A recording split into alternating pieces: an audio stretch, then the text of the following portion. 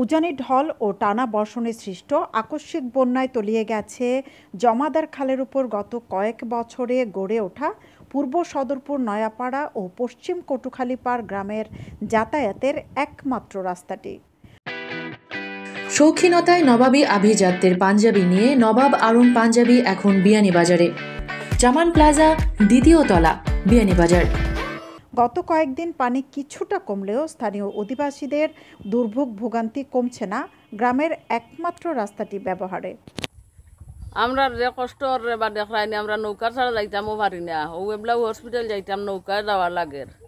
রাস্তার তো মানে আমরা রুতার গিয়ে যাওয়ার স্কুলে খুব অসুবিধা হওয়ার রাস্তা গেছে সরকারের আবেদন করি অবস্থা ঠিক করে দেওয়ার বা আমরা তো বহুদিন থাকিয়া আমরা রাস্তাঘাট নাই, চেয়ারম্যানে হইন দেওয়ার কথা, মেম্বারে হইন দেওয়ার কথা, সে আমরা রাস্তাঘাট দিই না। আমরা খুব কষ্ট করি আর লেখাপড়া আমরা খুব স্কুলে যাইতে মাদ্রাসা যাইতে খুব ছাত্রগুলোর কষ্ট হয়।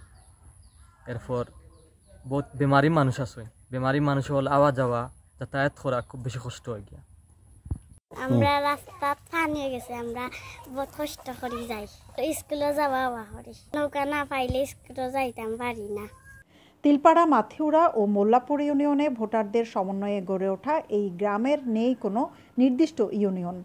গ্রামের একমাত্র রাস্তাটিও হয়নি সরকারের রেকর্ডভুক্ত। হাজারো গ্রামবাসী চলাচল করেন ক্ষেতের জমির প্রায় সমান নিচু কাঁচা সড়ক দিয়ে। বছর দুয়েক পূর্বে নিজেদের অর্থায়নে সড়কটিতে মাটি ভরাট করে চলাচল উপযোগী করার চেষ্টা করলেও বর্ষা মৌসুমে রাস্তাটি তলিয়ে যায়। নিত্য প্রয়োজন মেটাতে 2 কিলোমিটার সড়কের কাদা মারিয়ে মূল সড়কে আসতে হচ্ছে স্থানীয়দের। শিক্ষার্থীরা কদাকার সড়ক দিয়ে হেঁটে শিক্ষা প্রতিষ্ঠানে যেতে হচ্ছে। গ্রামবাসী সড়কটি উঁচু করে চলাচল উপযোগী করার দাবি জানিয়েছেন।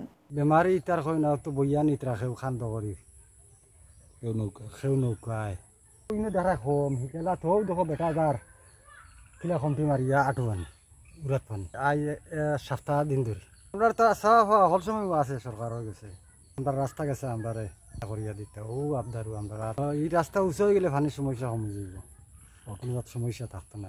যাওয়া লাগবো কতক্ষণ দেখছেন নি 3 কিলোমিটার ও আইয়া হলতা আটাই লিছে যাওয়া তো ইনো তো মনে বড় কষ্ট, কারণ ইন্টারনেট গেলা তো মাটি ভরা নি নাই, গাড়িও তো আইতে পারে না, এর ফলে আটটিও মানুষ আইতে পারে সম্পূর্ণ ওই খালবার পর্যন্ত তো পানি।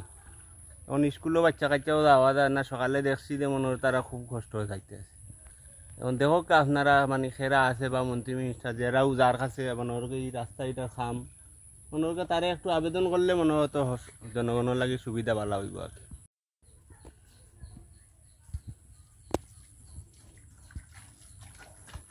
পূর্ব সদরপুর নয়াপাড়া কোন ইউনিয়নের অধিভুক্ত এ নিয়ে বিরোধ আছে।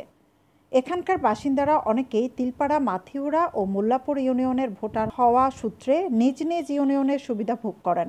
গ্রামটি নির্দিষ্ট ইউনিয়নভুক্ত হলে গ্রামীণ সড়ক উন্নয়ন প্রকল্পের আওতায় বরাদ্দ আসলেই স্থানীয়দের দুর্ভোগ দুর্দশার নিরসন হবে, এমনটাই বলছেন সংশ্লিষ্টরা। সৈয়দা আখি হক, এবিটিভি।